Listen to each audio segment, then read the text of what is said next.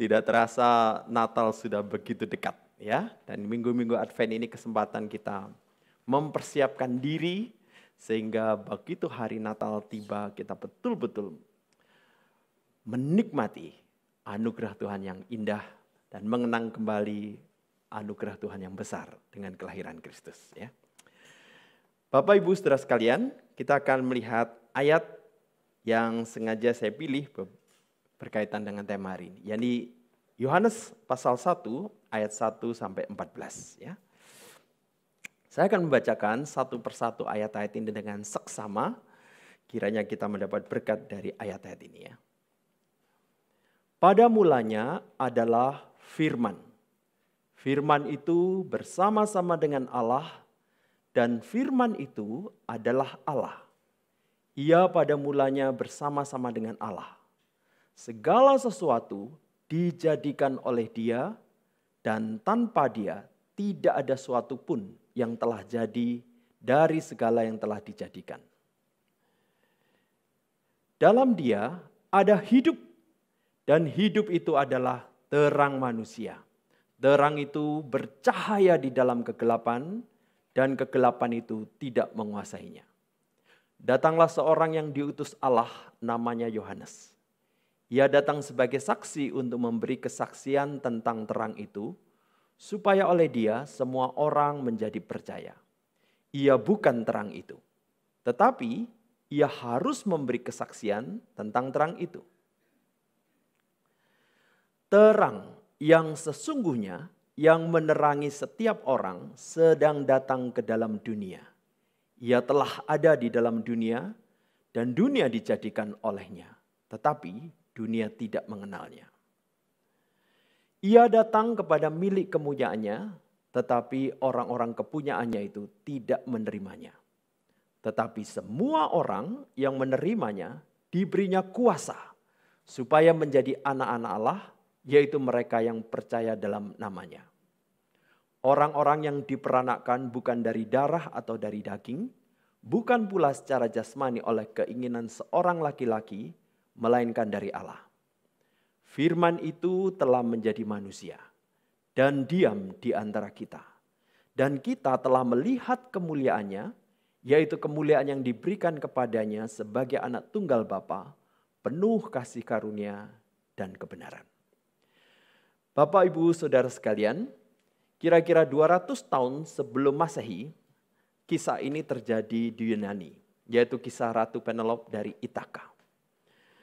Pada waktu itu, ratu yang konon kabarnya cantik ini sudah ditinggalkan sang raja bertahun-tahun untuk berperang dan berpetualang. Dan raja ini karena tidak kembali, banyak orang menduga dia sudah mati. Maka banyak pangeran dan raja-raja lain melamar ratu ini supaya menjadi istri mereka.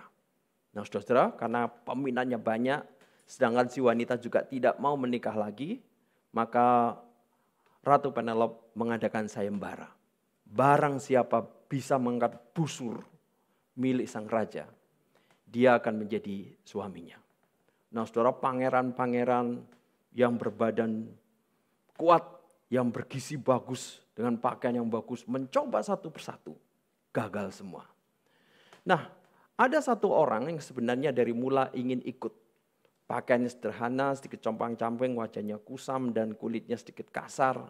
Dari awal dia mau ikut, orang-orang mengejek dan menghina dia, bahkan mengusir dia. Tapi karena semua sudah gagal, ya dia dipersilakan untuk mencoba. Tidak diduga saudara-saudara, dia bisa mengangkat busur yang berat bukan main. Jadi saudara-saudara, busur harus diangkat untuk kemudian digunakan memanah. Jadi karena beratnya, orang lain jangankan satu tangan, dua tangan pun berat. Apalagi satu tangan dibentangkan begini. Orang ini bisa.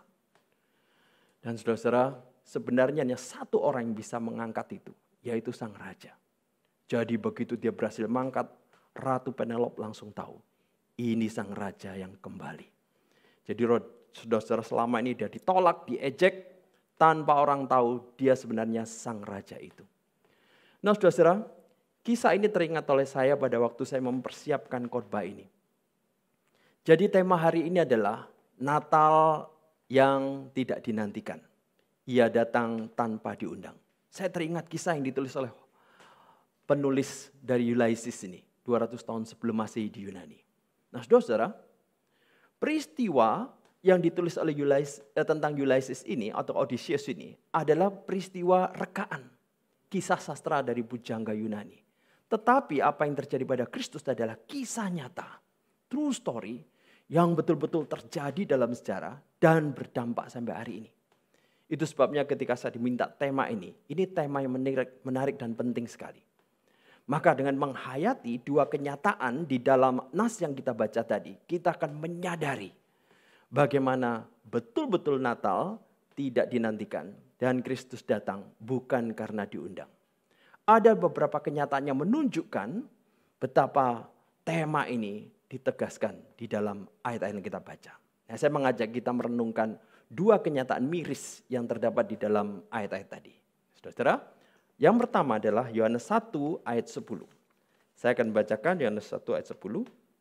Di sana dikatakan, Ia telah ada di dalam dunia dan dunia dijadikan olehnya. Tetapi dunia tidak mengenalnya. Nah saudara, ini adalah kenyataan miris yang pertama. Dunia tidak mengenalnya. Saudara, setiap kali kita melihat suasana Natal, kita seringkali melihat suasana gelap. Suasana yang kelam semacam ini. Nah saya pernah bertanya waktu membaca nas tadi saudara. Kenapa firman itu waktu datang ke dunia tidak dikatakan sebagai sang raja yang datang? Kenapa tidak dikatakan sang pahlawan yang datang? Kenapa tidak dikatakan sebagai pemimpin yang datang? Mengapakah dia disebut sebagai terang yang datang? Firman itu datang sebagai terang untuk menunjukkan bagaimana tempat yang didatangi begitu gelap, begitu kelam, begitu hitam. Dan dengan gelapnya, kelamnya, hitamnya yang melambangkan keberdosaan itu sedang menolak Kristus sebagai terang. Maka saudara-saudara, ketika Kristus datang ke dalam dunia, dunia sebenarnya tidak sedang menantikan. Karena dunia sedang ada di dalam keadaan gelap. Nah, saudara-saudara, menarik sekali kalau kita perhatikan bahwa Tuhan Yesus datang, dilahirkan di dalam keadaan gelap. Gelap ini menandakan suatu kontra, permusuhan, kontras, perlawanan terhadap sang terang itu. Lalu kalau kita baca saudara-saudara, di dalam beberapa fase penting perjalanan hidup Kristus yang penting, ternyata kegelapan itu seperti berusaha menolak memusuhi Kristus. Ini adalah gejala bagaimana dunia tidak menerima Kristus. Yang pertama adalah gelap saat kelahirannya. Saudara-saudara, pada waktu Kristus lahir, suasana begitu gelap. Gelap apalagi waktu itu belum ada listrik, belum ada sel surya, sehingga situasi begitu tidak menyenangkan. Nah, di ujung sebelah kiri gambar itu saudara-saudara bisa bayangkan. Di dalam keadaan gelap, padahal itu adalah suasana di mana seorang bayi dilahirkan memerlukan keadaan higienis. Jadi saudara-saudara, Kristus lahir di dalam keadaan suasana gelap. Mungkin kita berpikir, Pak kan bisa lahir dalam suasana terang. Bisa juga. Tetapi Kristus datang sebagai terang di dalam kontras dunia yang gelap untuk memberitahu dunia betapa gelapnya, betapa kelamnya, betapa kotornya, betapa hitamnya dunia, betapa berdosanya dunia. Dan dunia ini sedang memusuhi Kristus yang adalah terang. Saudara-saudara, gelap yang kedua apa? Gelap saat penyalipannya. Saudara-saudara, Tuhan Yesus saat disalibkan. Bukan saja dia kemudian dihina oleh orang-orang. Bukan saja kemudian diejek oleh orang-orang. Bahkan diminta menurunkan diri jikalau dia betul-betul anak Allah. Suasana pada saat penyalipannya begitu gelap.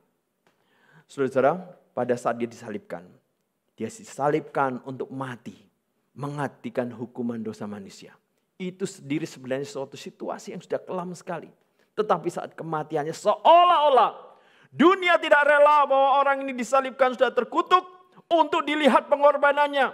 Langit pun menjadi gelap supaya seolah-olah orang tidak tahu pengorbanan yang begitu besar semacam ini.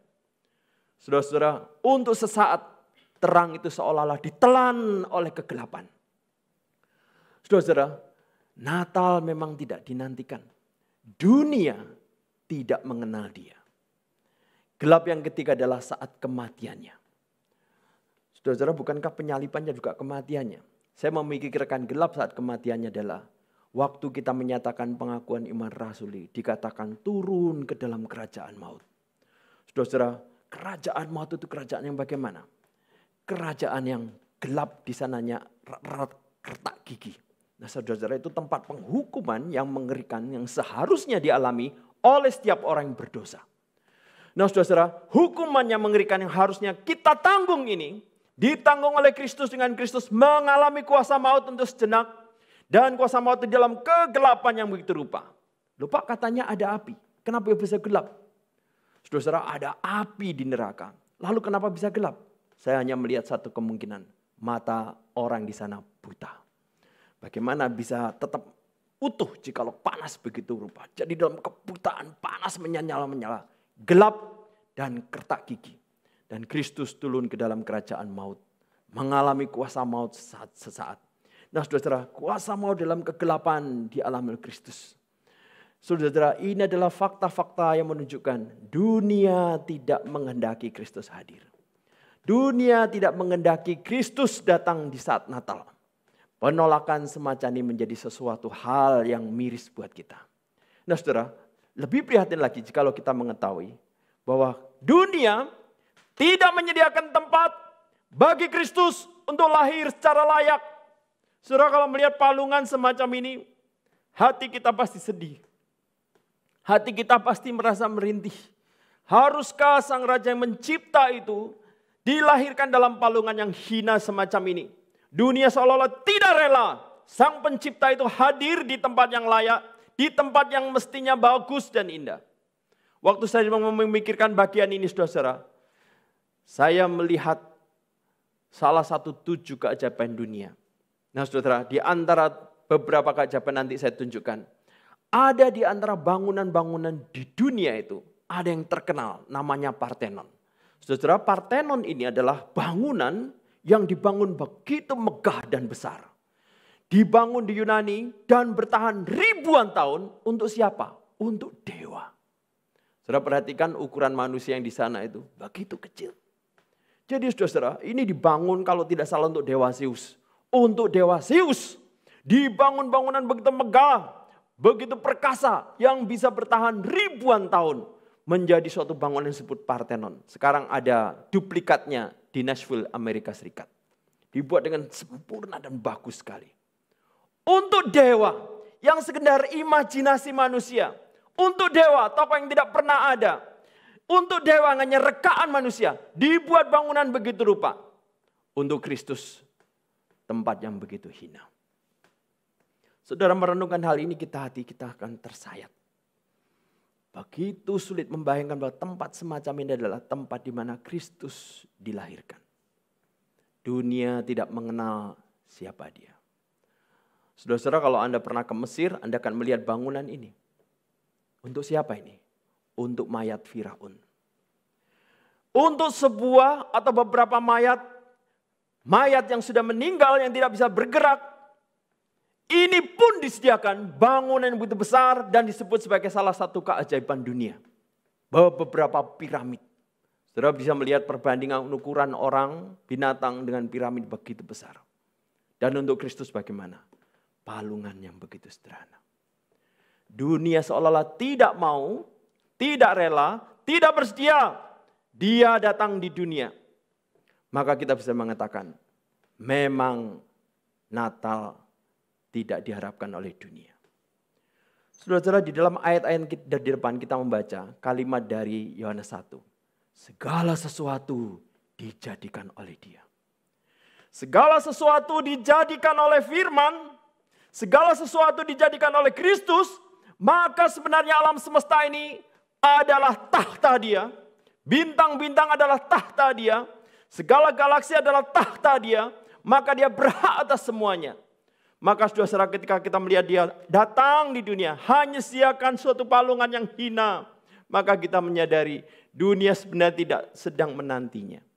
Dunia menolaknya, dunia memusuhinya, dan Tuhan tidak bersedia menerima kedatangan Dia. Merenungkan hal ini saudara, sangat mempersiapkan kita untuk menyongsong Natal. Betapa Dia adalah suatu pribadi yang begitu agung, tetapi dunia tidak mengenalnya. Saudara-saudara, Kristus datang pada waktu malam. Dunia menolaknya. Saya membayangkan jika ada seorang tokoh Indonesia atau tokoh internasional datang memasuki ruangan, apa yang terjadi saudara? Lampu akan dinyalakan, mungkin spotlight akan diarahkan pada dia supaya betul-betul kelihatan tokoh ini. Tetapi Kristus di dalam kegelapan, dunia tidak merelakan Dia menjadi pusat perhatian. Terabaikan. Saudara-saudara, ini adalah kenyataan miris yang pertama yang perlu kita sadari mengenai Kristus. Kenyataan miris yang kedua apa? Di dalam Yohanes 1 ayat 11. Saya akan bacakan. Ia datang kepada milik kepunyaannya, tetapi orang-orang kepunyaannya itu tidak menerimanya. Ini yang kenyataan kedua. Mereka tidak menerimanya. Saudara-saudara, di dalam peta ini ditunjukkan kota Efesus. Ini adalah kota di mana Rasul Yohanes pada waktu tua, kira-kira umur 90 tahun. Dia berada di kota ini dan dia mulai merenungkan. Sebelum dia menulis kitab yang kita baca tadi, dia mulai merenungkan kembali perjalanan hidup dia selama puluhan tahun. Dia mendengar sendiri bagaimana kisah kelahiran Tuhan Yesus. Dia kemudian berinteraksi langsung dengan Tuhan Yesus. Dan selama hidupnya dia melihat dampak dari pelayanan Tuhan Yesus dan para rasul. Nah, semasa tua dia mulai merenungkan. Mulai memikirkan kembali tentang bagaimana tanggapan orang-orang itu terhadap Tuhan Yesus. Saudara-saudara, mereka tidak menerimanya. Haruskah mereka menerimanya? Jawabnya adalah ya. Siapa mereka ini? Mereka ini misalnya bangsa Israel. Bangsa Israel adalah keturunan dari Yakub. Yakub keturunan dari Ishak, keturunan dari Abraham. Dan Allah memilih Abraham dari Ur Kasdim kemudian menjadi keturunan yang besar. Tuhan yang memelihara mereka selama ribuan tahun hingga Kristus dilahirkan. Bangsa Israel adalah bangsa yang kecil. Dipelihara Tuhan. Tuhan berhak mendapat perhatian, penghargaan, penghormatan dari bangsa Israel. Bangsa Israel tidak menerimanya. Dan kitab ini juga ditujukan kepada orang-orang Yahudi. Orang-orang non-Yahudi. Dan orang non-Yahudi yang membaca dalam bahasa Yunani juga mengetahui. Mereka tidak mengenal siapa Kristus itu. Nah saudara-saudara, padahal Kristus ada firman itu yang mencipta mereka. Dianggapnya nih suatu tokoh asing, lalu mereka memusuhi dan tidak menerimanya. Saudara, Yohanes pada waktu tua kemudian merenungkan. Dan di dalam ayat-ayat yang kita akan baca, sebenarnya lebih banyak fakta tentang Kristus yang seharusnya menunjukkan dia layak diterima, layak disambut, layak diterima dengan baik. Misalnya apa? Saudara, perkataannya adalah firman Allah. Perkataan Kristus itu adalah firman Allah. Di dalam sebuah ayat dikatakan, jadi apa yang aku katakan, aku menyampaikannya sebagaimana yang difirmankan oleh Bapa kepadaku. Tuhan Yesus waktu berkata-kata, bukan perkataan-perkataan yang palsu, bukan perkataan-perkataan yang kosong, tetapi perkataan firman. Tuhan Yesus sebenarnya bisa secara inisiatif menyampaikan firman, tetapi dalam kapasitas sebagai anak yang diutus Bapa, dia mentaati apa yang dikatakan oleh Bapa, itu yang difirmankan. Itu yang menjadi teladan bagi kita, bagaimana seharusnya seorang anak Allah mendengar firman dari Bapa dan kemudian mentaatinya. Kristus menyampaikan firman dari Bapa. Kristus sendiri firman dan dia menyampaikan firman, maka perkataan Kristus pasti benar secara mutlak. Beberapa hari terakhir belakangan ini kita prihatin sekali. Ada tokoh-tokoh yang memutarbalikkan fakta. Kemudian membuat isu di media sosial. Dan menganggap polisi sedang melakukan kriminalisasi. Ini memprihatinkan kita. Pemutarbalikan itu seolah-olah menjadi sesuatu yang lazim, yang biasa. Katanya ini kebenaran di dalam bidang politik. Kita harus melihat dalam keterang firman Tuhan. ini penipuan, kebohongan, dusta. Dan orang-orang yang biasa melakukan dusta itu lama-lama terbiasa dan termakan oleh dustanya sendiri karena teman-teman lainnya juga melakukan dusta. Tetapi Kristus mengatakan firman Allah dan perkataannya pasti benar, mutlak benar. Maka seharusnya dia dihargai. Setidaknya kalaupun mereka merasa apakah ini betul Allah, apakah ini betul manusia. Setidaknya dengan perkataan-perkataan itu mereka tahu ini perkataan firman yang luar biasa. Yang kedua, perkataannya berkuasa. Nah saudara, di dalam ayat ini dikatakan Yesus menghardik roh jahat. Katanya, diam, keluarlah daripadanya. Roh jahat itu menggoncang-goncang orang itu. Dan sambil menjerit dengan suara nyaring ia keluar daripadanya. Mereka semua takjub. Sehingga mereka memperbincangkannya katanya, apa ini? Suatu ajaran baru. Ia berkata-kata dengan kuasa, roh-roh jahat pun diperintahnya dan mereka taat kepadanya. Jadi saudara, pada waktu Kristus bicara, perkataannya begitu berkuasa. Sampai kuasa supranatural yang jahat pun takluk, tunduk, taat kepada Kristus. Ini perkataan yang hebat dari suatu pribadi yang hebat. Nah saudara, roh jahat yang menakutkan, mengerikan bagi orang Israel, begitu gampang diusir oleh Tuhan Yesus. Ini kuasa yang nyata sekali. Dan kuasa ini bukan hanya berlaku di dalam hal mengusir roh jahat. Kuasa ini berlaku ketika ada orang buta, celik menjadi celik. Tuli menjadi dengar. Bahkan orang mati yang mestinya tidak mendengar dengan perkataannya bisa dengar, lalu bangun dan hidup kembali. Seperti peristiwa Lazarus atau anak Yairus. Nah saudara, ini adalah kenyataan. Perkataannya berkuasa. Sehingga Kristus selayaknya diterima. Selayaknya disambut. Melihat fakta-fakta semacam ini. Tetapi saudara, ketika kita melihat penolakan dan tidak penerimaan orang-orang ini. Kita tahu mereka tidak mengharapkan Natal. Tidak mengharapkan Kristus. Apalagi yang saudara, perkataannya membangkitkan iman. Wah saudara, dari perkataan-perkataan dan dampaknya kita tahu ini tokoh yang hebat. Sampai jikalau orang tidak menerimanya, pasti ada yang tidak beres pada orang itu. Harusnya demikian. Nah saudara, di dalam ayat ini dikatakan, aku berkata kepadamu, sesungguhnya barang siapa mendengar perkataanku dan percaya kepada dia yang mengutus aku, ia mempunyai hidup yang kekal. Dan tidak diturut dihukum sebab ia sudah pindah dari dalam maut ke dalam hidup. Perkataan Kristus itu ketika didengar dan dipercaya itu berdampak kekal. Dan saudara, perkataan Kristus bisa menimbulkan iman, bisa membangkitkan iman. Dari sini saja Kristus adalah pribadi yang selayaknya disambut, diterima dan dikenal. Apalagi saudara, perkataannya memberi hidup kekal. Jadi saudara, saya membayangkan Rasul Yohanes waktu tua merenungkan di kota Efesus. Yesus Kristus adalah contoh yang sempurna dari pribadi manusia. Sehingga selayaknya dia adalah pribadi yang paling diterima dan disambut dengan baik.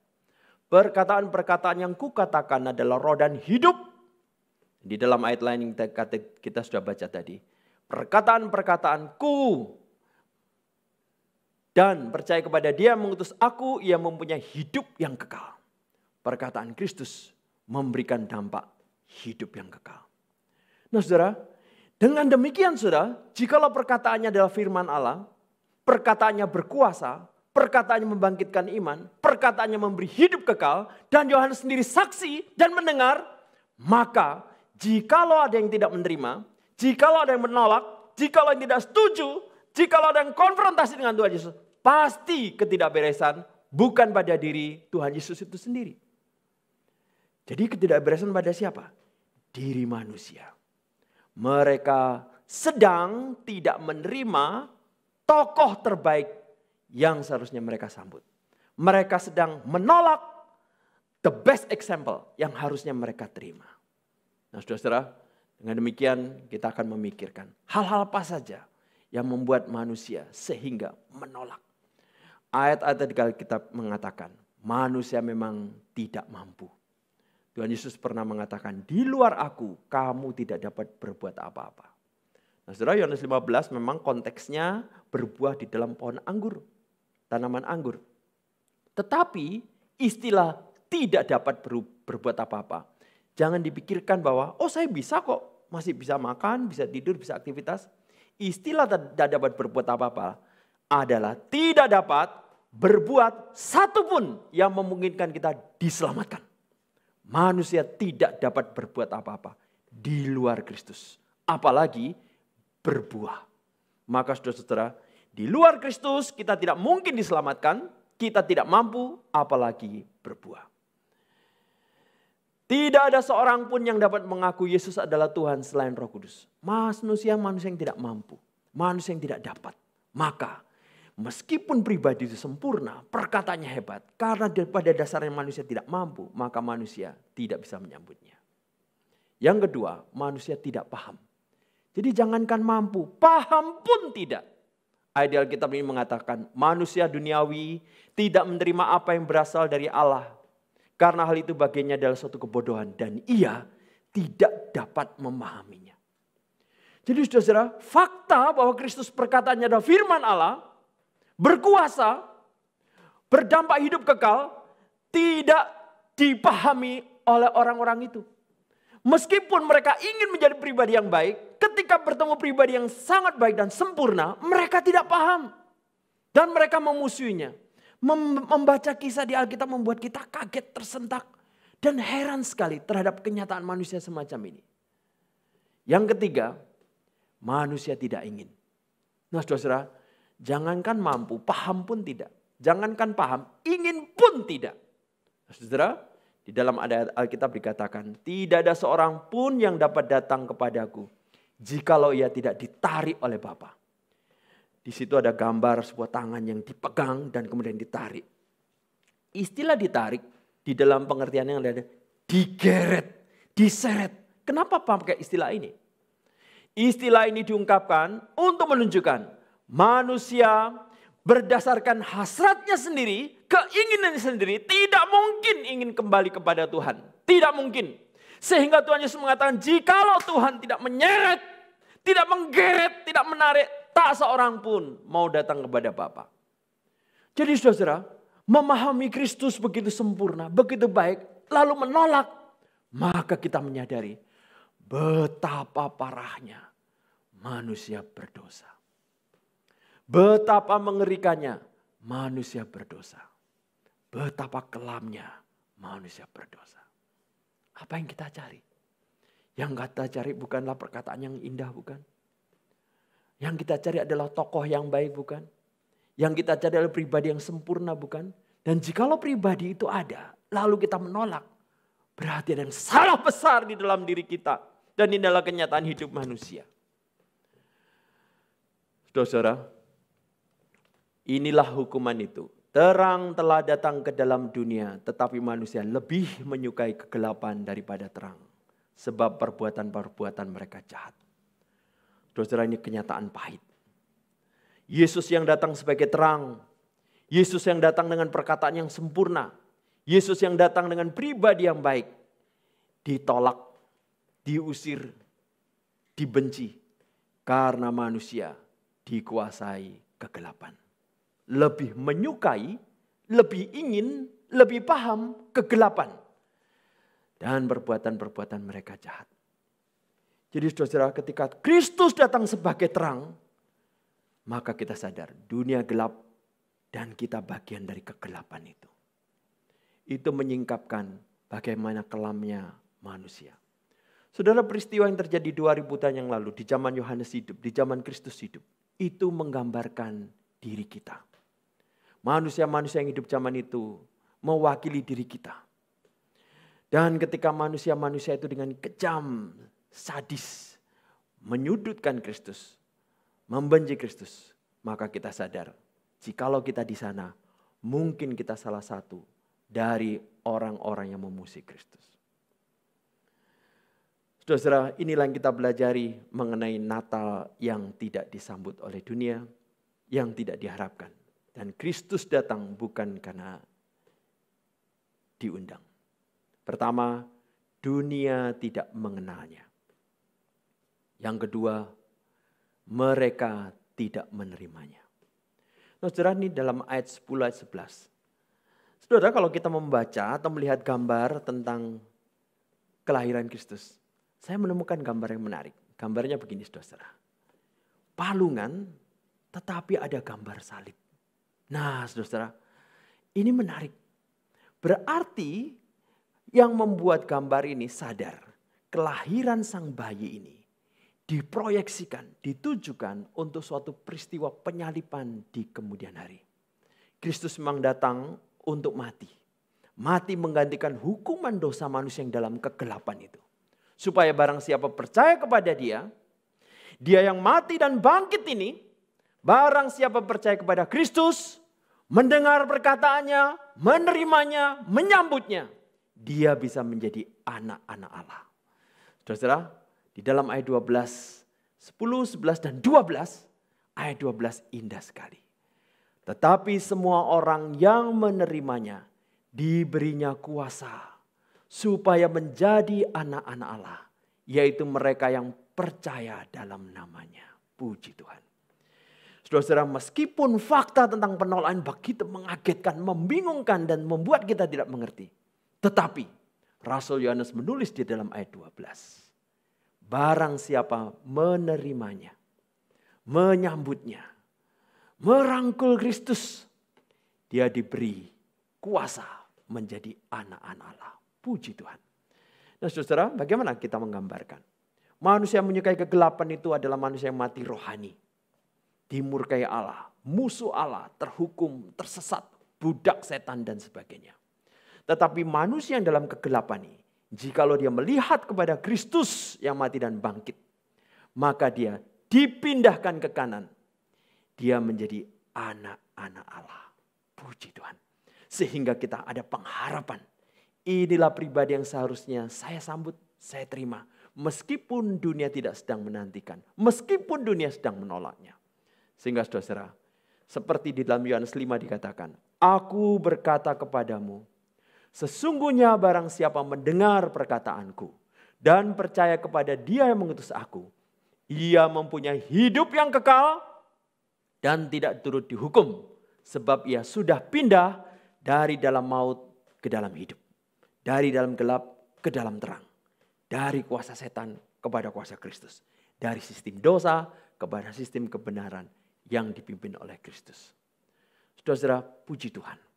Mari kita mengingat Natal, menyambut kedatangan Kristus. Di tengah banyak orang tidak peduli pada waktu itu tentang Kristus. Mari kita masuk di dalam doa.